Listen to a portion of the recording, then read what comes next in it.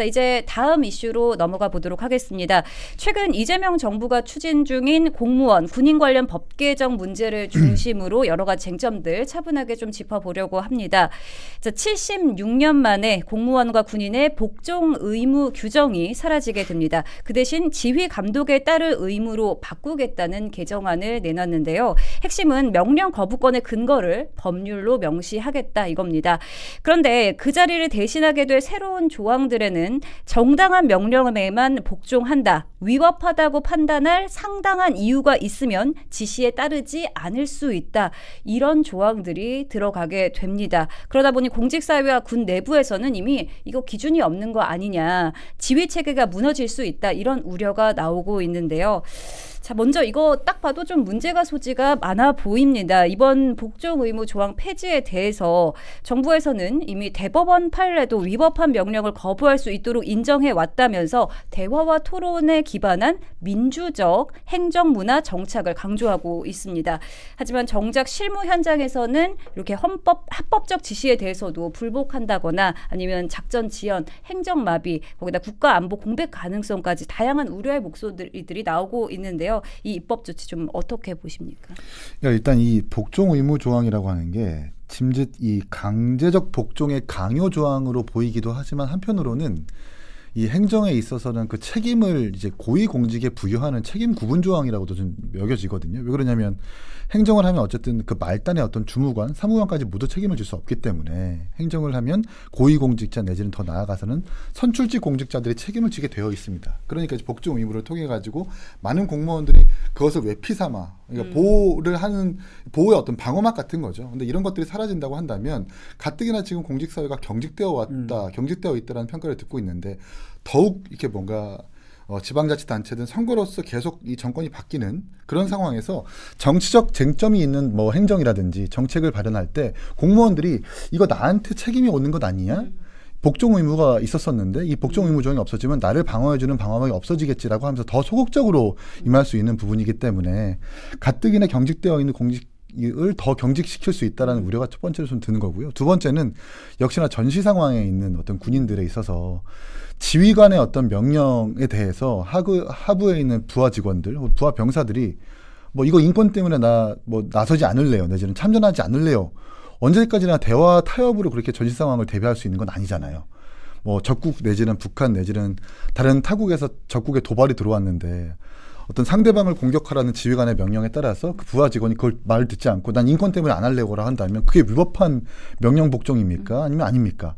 이렇게 모호한 기준으로 한다면 공직도 그렇고 군인도 그렇고 더 혼란만 가중할 것이 뻔하기 때문에 이런 것이야말로 좀 더 세부적으로 또 구체적인 가이드라인이 확립된 이후에 저는 정착시키는 게 맞다고 생각하거든요. 근데 이걸 왜 도입하느냐?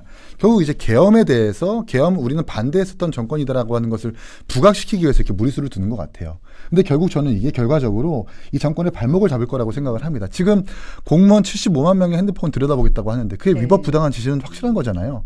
복종 의무 사라졌으니까 이 75만 명의 공무원들이 이제 핸드폰 제출하지 않아도 되는 조항 근거가 생기는 거거든요. 결국 정부가 만든 족쇄에 정부의 발목을 스스로 묶는 꼴이 될 거다라고 저는 예견을 해보게 됩니다. 네, 앞으로 공직사회가 더욱더 경직될 것이다. 그리고 정권의 발목을 잡을 수 있다. 이런 얘기까지 해주셨습니다. 또 아까 전에 그 이야기해 주셨듯이 위법하다고 판단할 상당한 이유가 있으면 명령을 따르지 않을 수 있다.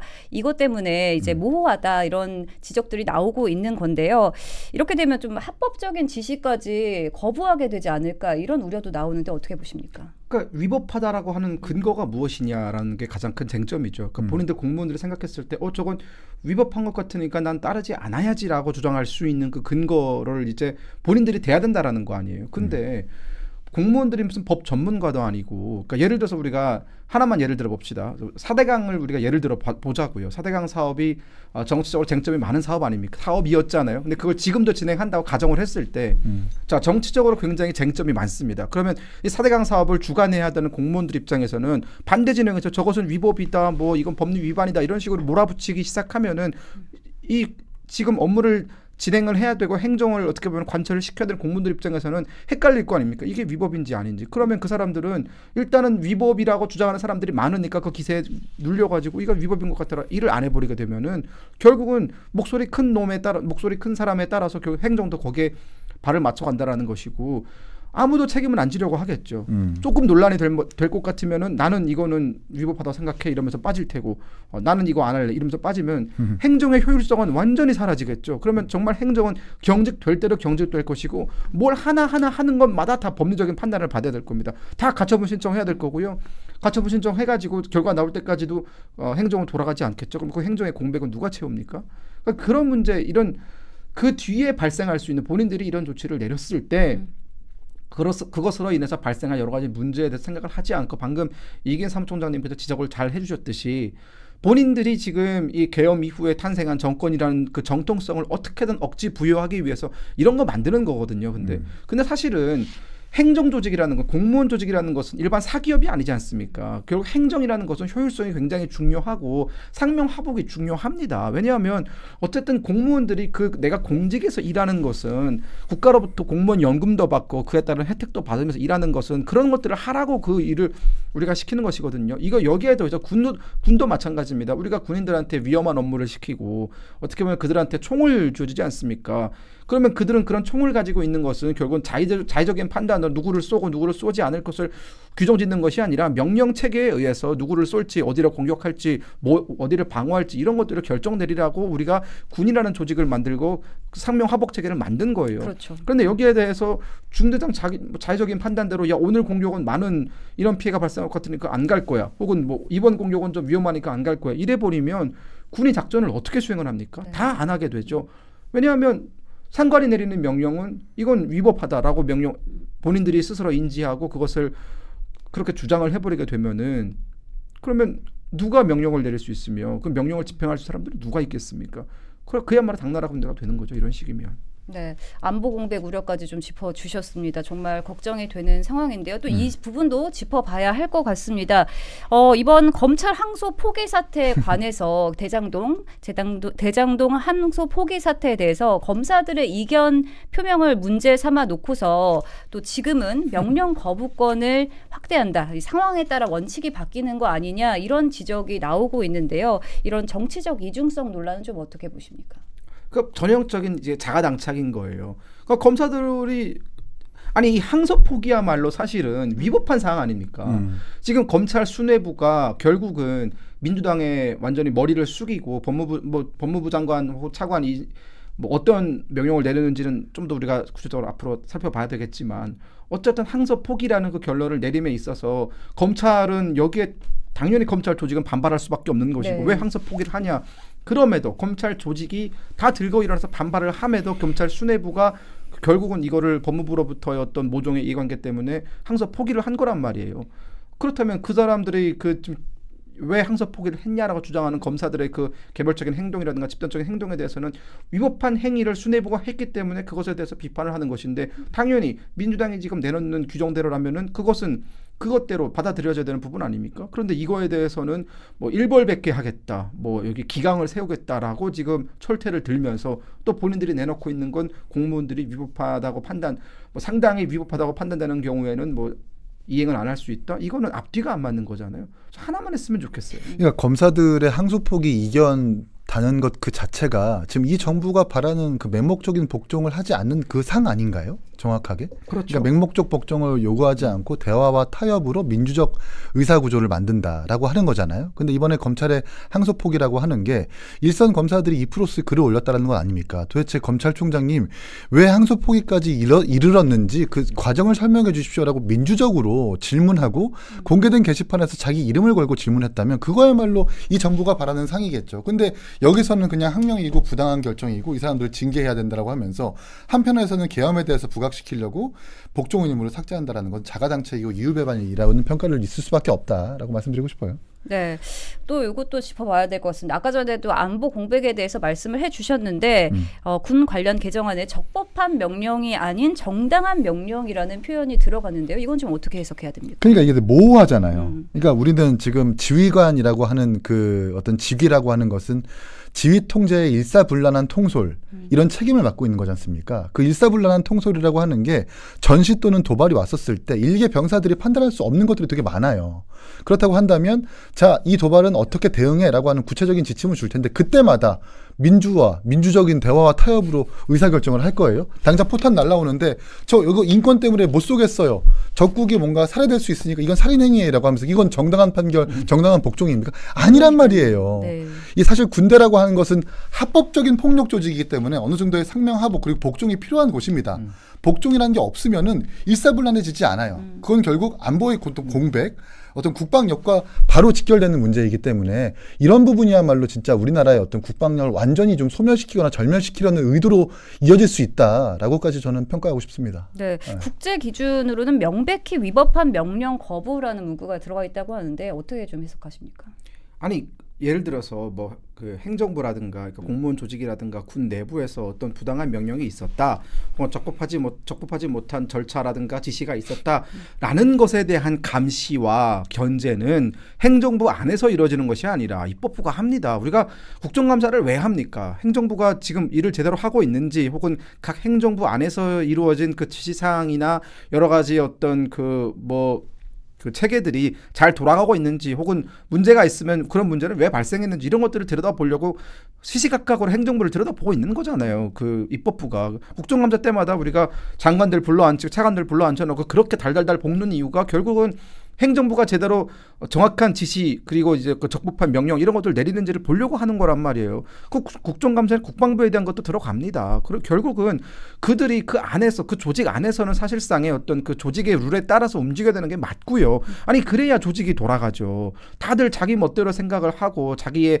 자의적인 판단대로 지시사항을 이해하고 자기가 이해한 대로 움직이면 그게 어떻게 행정이라고 말할 수가 있겠습니까? 그거야말로 개인 플레이고 그거는 여기 여의도에서나 가능한 정치인들 사이에서나 그런 개인 플레이가 가능한 것이지 행정이라든가 군이라든가 여기서는 일사불란하게 움직이는 것이 결국은 국가라는 이 체계를 움직이는 데서 너무나 중요한 부분이거든요. 명령체계라는 건.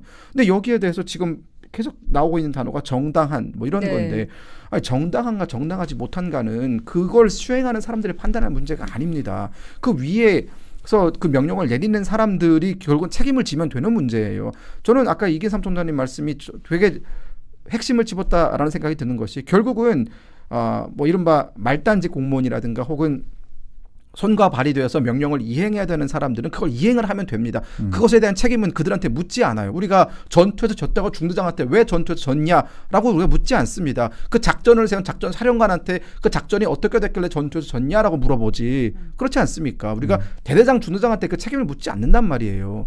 그런데 지금 이런 식으로 가버리게 되면은 대대장 중대장이 스스로 자의적으로 판단한다니까요. 내가 저기로 진격하는 게 정당할까? 이러면서 혹은 이런 경우가 있습니다.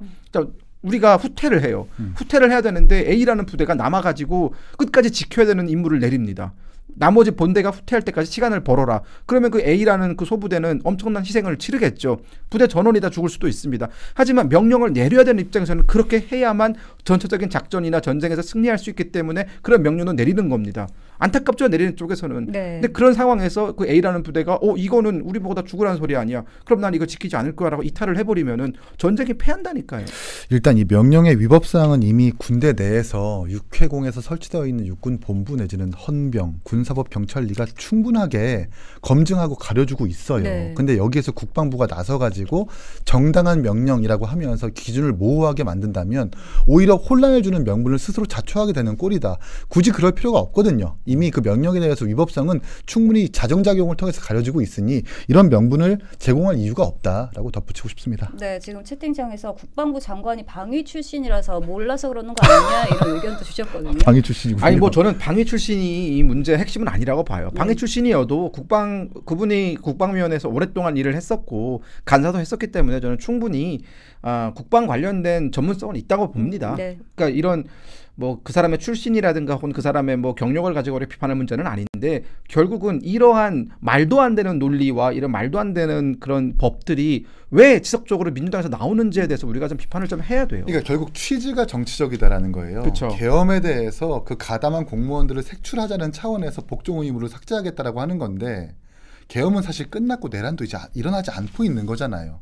이걸 대대로 이어져 왔었던 그 원칙을 깨버리고 그 공직 어떤 이런 일사불란한 조직 체계의 어떤 원리 원칙을 깨버리고 결국 정권의 좀 정략적 이득을 위해서 이렇게 저렇게 조항을 삭제하고 개정한다라는 것이 엄청난 후과를 가져올 것이 뻔하기 때문에 이런 거는 분명히 집권 여당이 자제해야 된다, 그만해야 된다라는 말씀 드리고 싶어요. 네, 최근 헌법 존중 TF도 있고 이렇게 공무원 사회나 군 사회를 계속해서 압박하는 거 아니냐 이런 목소리도 나오는데요. 이에 대해서는 좀 어떻게 생각하십니까? 헌법 존중 TF가 아니라 내란 가담 TF 아닙니까? 정확한 명칭은 그거겠죠.